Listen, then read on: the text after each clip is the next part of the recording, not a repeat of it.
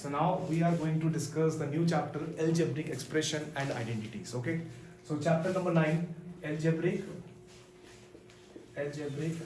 expressions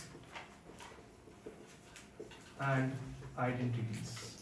This is one of the most important chapter of algebra, and this chapter belongs to class 8, chapter number 9. So chapter number 9 we are discussing algebraic expression and identities. Okay, so now let us try to learn few basic terms. Few basic terms की term क्या होता है, coefficient क्या होता है, monomial, binomial, trinomial, ये सारी terminologies जो यूज होती हैं ये क्या होता है. Then after that we will be studying about how to add, how to subtract two polynomials, two terms, and these all things we are going to learn. So सबसे पहले हम लोग ये पढ़ते हैं term, factors and coefficient. जो हमारा आज का सबसे पहला टॉपिक है वो ये है कि टर्म, फैक्टर एंड कोफिशिएंट क्या चीज है, what is this term, factor and coefficient. तो टर्म की जो डेफिनेशन है वो क्या है, terms are added to form expression. और टर्म क्या होता है, what do you mean by term? Term is formed as the product, term is formed as the product of factors. लिखो टर्म जो है, what is term? Term it is formed as the product मतलब multiply as the product of factors. तो जैसे कि example के तौर पे अगर हम बोले 4x is a term. 4x is a term. Why? Because it is formed by the two factors 4 and x. 4 और x को जब मैंने मल्टीप्लाई किया तो एक टर्म बन के निकल गया. एक टर्म, बहुत बेसिक चीजें हैं, ध्यान से सुनो. ये सारी टर्मिनोलॉजीज यहीं पे क्लियर होंगी और ये सारी टर्मिनोलॉजीज अदर चैप्टर में कैरी आउट होंगी. जैसे बहुत बच्चों को कोफिशिएंट का मतलब नहीं पता होता है. सो इन दिस लेक्चर, अज्यूमिंग कि आफ्टर हियरिंग दिस लेक्चर आप लोगों को कोफिशिएंट का मतलब क्लियर हो जाएगा for your entire life. Okay, so term का मतलब क्लियर हो गया एवरीबडी. टर्म के साथ फैक्टर आ गया. फैक्टर का मतलब तो पता ही है सबको. फैक्टर का मतलब क्या होता है कि कोई भी पर्टिकुलर टर्म किसी चीज से डिवाइड है. जैसे this 4x is divisible by 4, so 4 is a factor. जो जैसे 32 है, 32 is divisible by 2, 32 is divisible by 4, 32 is divisible by 8, so 2, 4, 8 are the factors of 32. यही होता है factors. So terms and factors. Are you clear with these two terms? Now the next, the most important term. Acha, what is expression? What is expression? Write down the next term. Terminology I want to say. Expression क्या होता है? What is this expression? Expression क्या होता है? Expression को लिखो क्या होता है? When the terms are added, it forms expression. जब आप different terms को add करते हैं, when terms are added, it forms expression. Example, suppose Aditi, suppose you have two terms 5x and 7. ठीक है, these are two terms. Now what is the expression of these two terms when you add it or when you subtract it?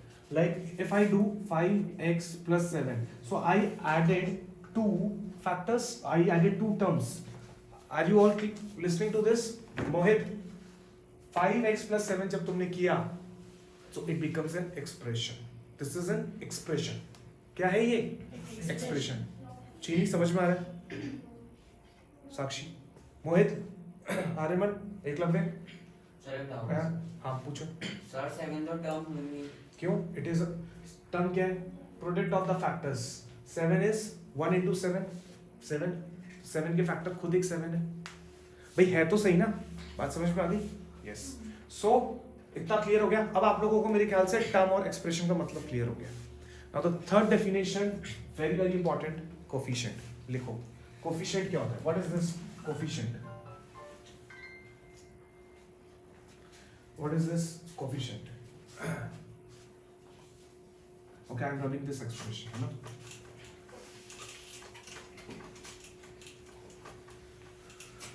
Very important. Exam में आता है question, what is coefficient?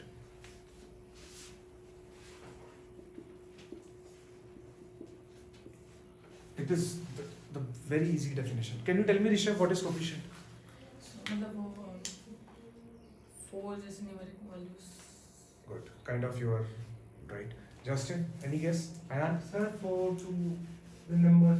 Okay. ठीक है. थोड़ा सा partially correct है. It's not exactly. You should say. लिखिए. The numerical factor of a term. Okay, please write down the numerical factor of a term. The numerical factor of a term. Super definition बता रहा हूँ मैं ये. Numerical factor of a term. Aditi, इसका मतलब समझ रही हो क्या है? एक टर्म थी तुम्हारी 4x पे न्यूमेरिक कौन है? 4. इसका कोफिशिएंट क्या हो गया? 4. खत्म हो गई बात. This is what is asked in the exams कि x का कोफिशिएंट क्या है? 4. ऐसे हम लोग और देखेंगे. मान लो Eklavya, you tell me now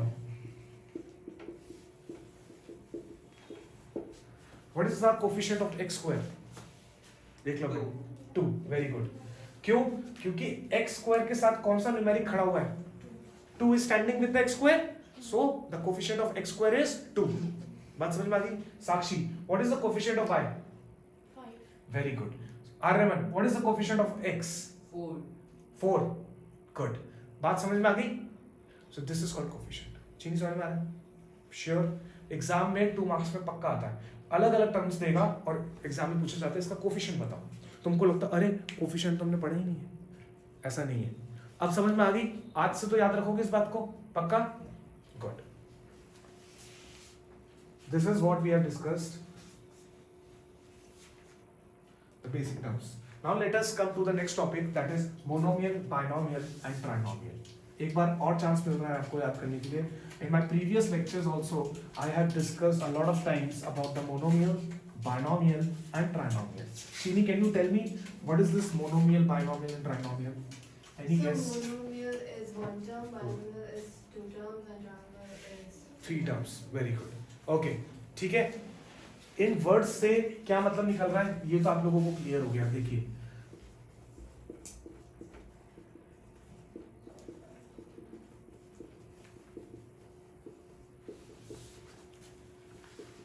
heading डालो. Monomial, binomial and trinomial. ये 3 टर्म्स हैं. इनके मतलब देखते हैं. इनका क्या है? तो मोनोमियल का मतलब क्या है? जिस एक्सप्रेशन के अंदर wow, what is the definition? See expression. Just few minutes back I told you the meaning of expression. What is expression? The sum or difference of 2 or more than 2 terms. Sum of 2 terms is known as expression. तो तुमको एक expression में अगर एक term है it is called monomial, एक expression में 2 terms हैं तो इट इज बाइनोमियल, और एक ही एक्सप्रेशन में 3 टर्म्स हैं then it is known as trinomial. में लिखो expression that contains only one term, that contains only one term called monomial. Eklavya समझ में आया? एग्जाम्पल 4x देखो, 4x है, ये भी एक एक्सप्रेशन तो है ही, पर ये कितनी टर्म्स है इसमें? This is one term only. What is term? The product of factors. Product of factor is known as term ना. कितनी टर्म्स दिख रही है तुमको? एक ही तो टर्म है. और अगर मैं ये चीज लिख लो, इफ इट कंटेन्स, इफ लिखो ऐसे, चलो लिख लो, मैं अभी लिख देता हूं. If an expression contains 2 terms then called binomial.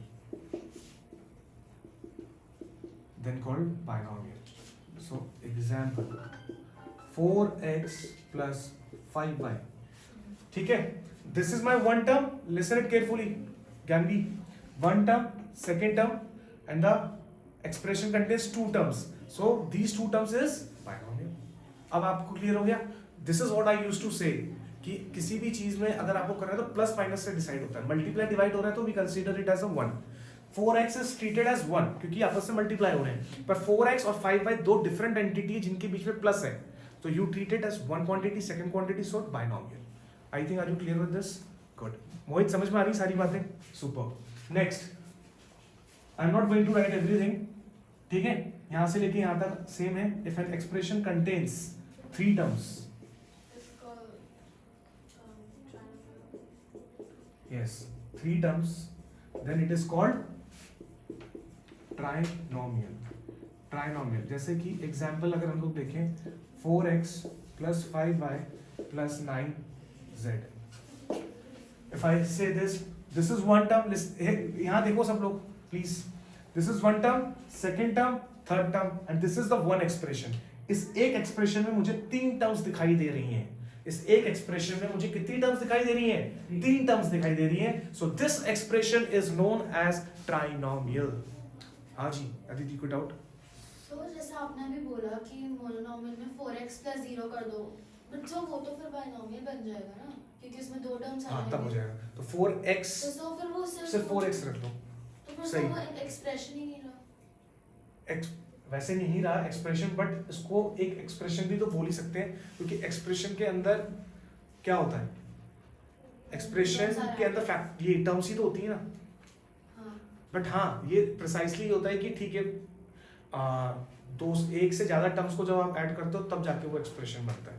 That is fine, but ये एक एक्सप्रेशन के तो फॉर्म हुआ ना. इसमें तुम्हें कितनी टर्म्स दिख रही है?